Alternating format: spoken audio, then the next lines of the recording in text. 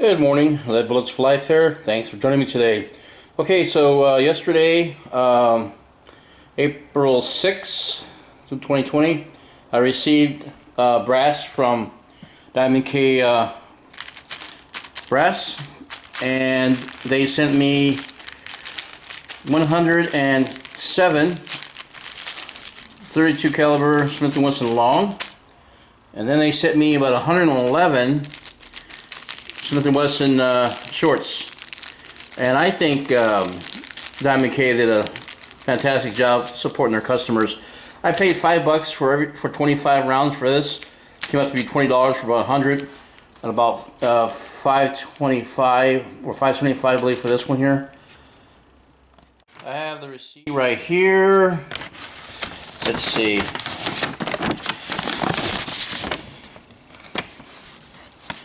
I'm trying to see the price on it. Yeah, they don't give me the price on it, but I believe it was for the longs. I think it was $5.75 for every 25, or $5.25. Can't remember. But I was happy to get this. But anyways, let's getting back to the bullets here. So I already resized, lubricated the bullets, and so let's get a close about it. Okay. So we had our Lee sizer die. It was a 314 sizer die. And guys, let me tell you something about the Lee die. They're good dies. Now this die in particular here measured out to only 313, which was good. It was perfect. I was able to lube and size up all my bullets, the powder coat, the 313 traditional lube, and the 314. So we're going to go ahead and do some measurements right now and see what the results were just after the powder coating and sizing with the Lee 314 bullet sizer die. Alright, so we're going to do some weights and measurements with the powder coated bullets. Let's go ahead and place on scale. We're zeroed out. Alright, 88.8 looks like. Alright, so here's the 313 bullet. 89.1, and that's with a lube on it.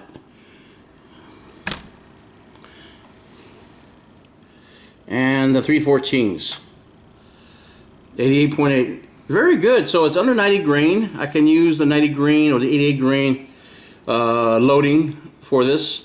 I'll be using HP 38 and Unique for both the Smith & Wesson short and the Smith & Wesson long. 312.5. That'll work. There you go, 312.5. That's pretty good. All right, so we got under 313 inches, and we have weights from 88 to 89 grains, which is perfect. So we'll go ahead and load these bullets up. Okay, so we're in the reloading bench area. And I'm using my RCBS single stage for this operation for decapping and resizing the short brass. And what happened was when I went to inspect the dies, and I bought these on eBay, when I opened up the powder funnel die, guess what was missing? Yes, the brass expander plug was missing.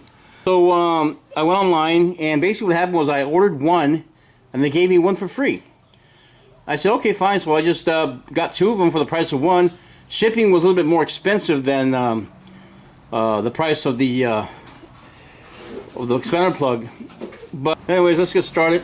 We'll use the Smith & Wesson short shells and start decapping single stage. The shell foot I'm using is actually an RCBS.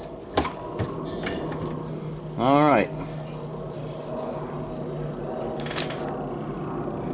Came out really good. Alright, so we're finished decapping and resizing both the Smith & Wesson long and the shorts. And so what this is here, it's a universal expander ball. I'll be using this to expand the brass since I don't have that expander collet to the funnel die. So this will come in handy for now. We'll attach it to the RCBS single stage press and get started. Okay, I think we got this universal spinner ball die adjusted. Alright.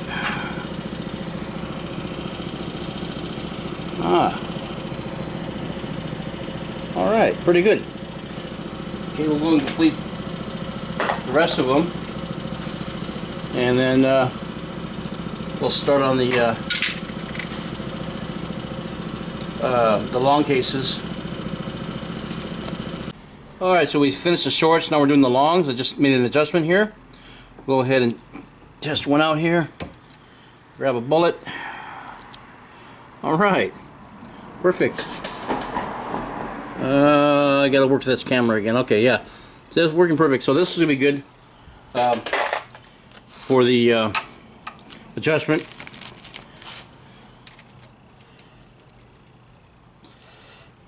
Yeah. So that worked out perfectly. Not bad at all. Alright. We'll continue on with this one here, then we'll get back at you again. Alright, so far we got the cleaning, we got the sizing, and we got the bell mouth case on the cases. And our next step will be to prime using our RCBS single stage priming system. And we'll be using CCI small pistol primers. Okay, so I got my RCBS single stage primer feed set up, and have to put these in one at a time. Alright. See, they flush in pretty good. So I'll do these for the next 100 rounds, and then we'll go back and do some charging. Okay, so we both have long and short primed, ready to go, 100 each. Our next step will be to powder and seat the bullet. Okay, so we're going to load up our RCBS powder throw with HP38. And we're going to weigh it out to 1.6 grains for the little 32 88 grain short. So I got my RCBS 750 ready.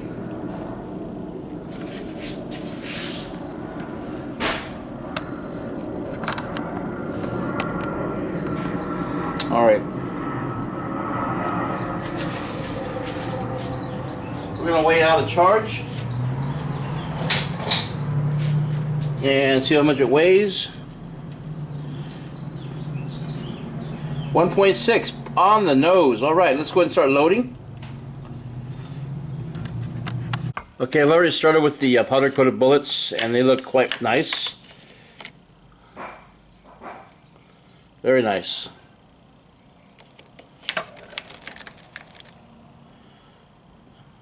Oh, there we go. Get the camera there. And we're going to start loading up the traditional loop bullets as well. I mean, look how uniform they look and how retro they look. Just like factory 88 grain Remingtons. Alright. We're going to use our single stage press here for this operation. I have a case here. And we're going to go ahead and load it up with some HP38 powder. Alright, it's in there. It doesn't take much. 1.6 grains is not a whole lot of powder. I'm going to grab one of my bullets. Very nice. Place it inside the shell, like so.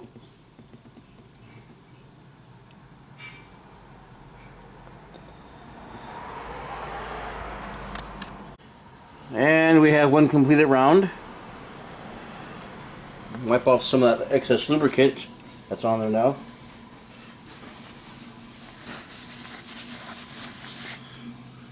Alright. We'll complete these up, and then we'll do the 32 Smith & Wesson longs. Alright, so we're all done with the loading of the 32 Smith & Wesson short. And we don't have a crimping die for the little short, so what we're going to do is we're going to improvise, and we're going to use the bullet sizing die, the 314. And basically what we're going to do is just straighten out the wall. We're not going to put any kind of a crimp on it, just straighten the wall out. Since it's not a high pressure cartridge, a crimp won't be necessary as far as a heavy crimp goes, but a tapered crimp will suffice just right for the little shorty cartridge. So we'll go ahead and attach this and start getting with the crimping process. Alright, so we got the first one done, and it's not bad at all. Again, it's just to straighten out the wall of the shell case. And I pushed it a little bit deeper so that the straight wall will actually contact the upper bearing surface. Alright, we'll continue on with this, and then we'll start with the Smith & Wesson long coats. Okay, we got the scale zeroed out, and we're going to do 3.1 grains of Alliant Unique. That's going to be for the Smith & Wesson long, and a 88 grain lead round nose bullet. All right. It's kind of awkward working with the camera behind the camera. So, all right, let's try that again.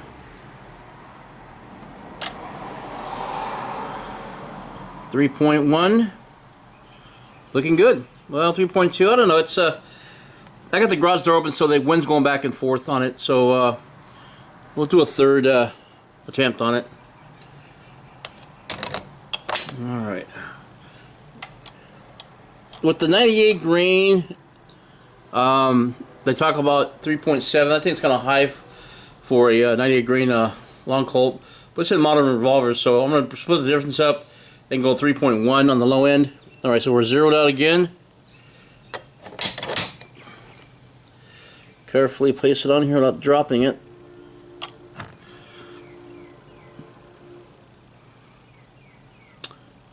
It's holding steady at 3.1. Good enough, 3.1 is good. And let's get started loading with the Smith & Wesson Colt long. So these are the first four I did just now. Now, as you see, the crimp on them is just right.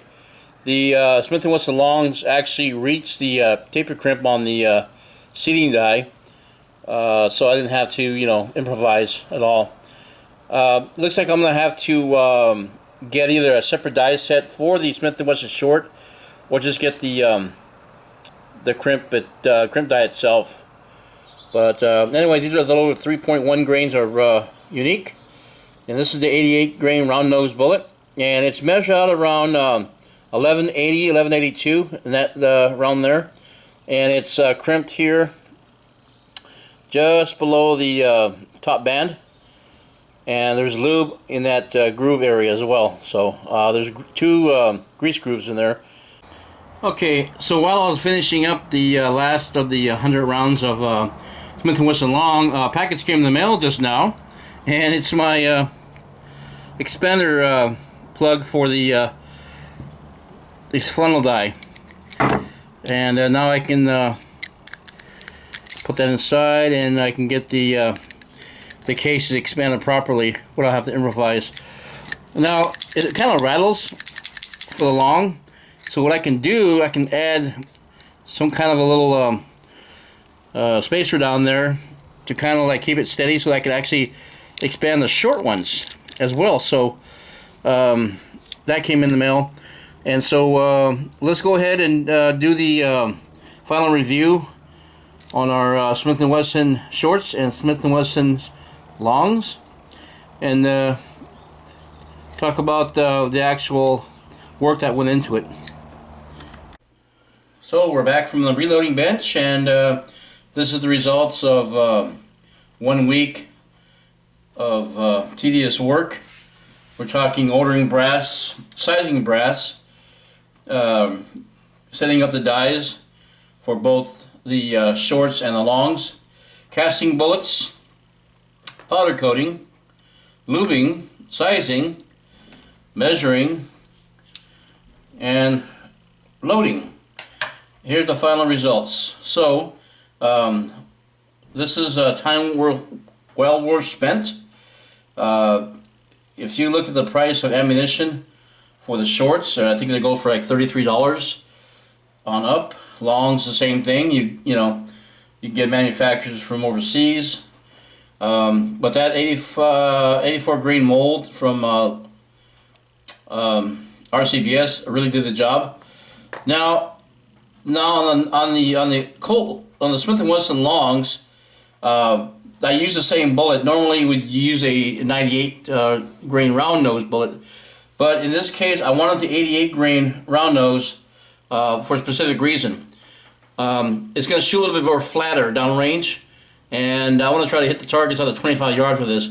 So this is only loaded with 3.1 grains of unique, and I got 1.6 grains of HP 38 for the shorts, using the 88 grain bullet. I am really stoked about this project, and I can't wait till I get my SP101 when it comes in from the factory, and I can get started unloading and ballistics testing on it with these two loads here. But guys, this was a fun project, and I'm really excited about getting that new gun and start shooting the 32. What's fascinating about the 32 caliber itself, the short ones especially, is the fact that you just don't see it anywhere else. You know, nobody just makes guns for a 32 Smith & Wesson, you know, unless you have an old top break model or an old Smith & Wesson 31, you know, and those are far and few. You might be able to pick them up somewhere if you're lucky at a estate sale. And but you know, the Ruger SP101 fit the bill for all categories of the 32 caliber, from 32 ACP all the way up to 327 Federal Magnum. But I just like shooting little powder puff loads out of my Magnum revolvers, especially with the SP101 being a little bit more heavier and made of solid metal. It's going to shoot accurately. It's going to be less vibration. It's going to be stronger as far as, like, you know, if I wanted to charge it up a little bit more. 1.6 is probably a little in the middle. And with the longs, you can go up to 2.7 with the HP 38, and all the way up to 3.7 grains of unique with the 98 grain lead round nose. But like I said, I chose the 88 grain. Now I'm going to stick with the 88 grain for these particular calibers. If I do get some cases for the 327 Federal Magnum, I like to load the 115 grain gas check bullet, you know, for a little more high performance. But for now, these little cartridges will do just fine for target practice and for inexpensive plinking. So you know, guys, if you're looking to fire these old obsolete cartridges, invest in some dies, or at least find a source of bullets you can get offhand through the internet, of course, and you can start loading them there. But these are fun little project here, and the bullets are just beautiful. I mean, you know, they just come out so nice. You know, there's something about these old 32s that are mysterious. They've been around a long time. You know, I mean, they had the Smith & Wesson 32 rimfire during the Civil War, and a lot of officers carried them, you know, gallantly. I don't know what it was like for stopping power, but I'm pretty sure to get your attention if it does hit you, if it didn't drop you in one shot. But guys, getting back to the project, this is just the beginning of what's more to come. But anyways, let's just do a real quick measurement here on the cartridges. Let's zero it out here. Zero. To start with the shorts, 88 grain short, looks like 879. And with the long, I think we're getting 1180. I got 1182 on that one here. 1182. All right. Thanks again. Please hit that notification bell to see more upcoming videos. You have an excellent weekend. Happy Mother's Day, and bye for now. Take care.